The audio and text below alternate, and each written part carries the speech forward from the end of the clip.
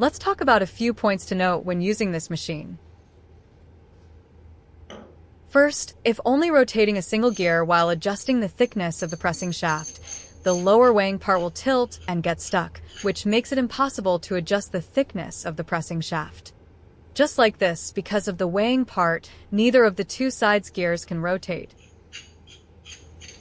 The correct method is to use a gear adjuster to make the adjustment, which ensures that the gears on both sides remain at the same level, preventing the equipment from being unable to adjust the thickness of the pressing shaft due to one gear being higher than the other.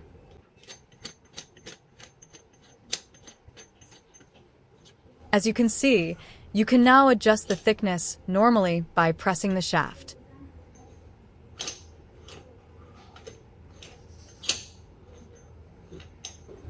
Second, we will use this 2 mm thick iron plate to demonstrate the procedure.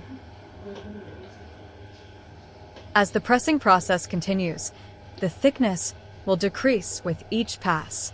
At this point, you'll need to turn the gear adjuster on top of the machine to adjust the thickness of the pressing shaft.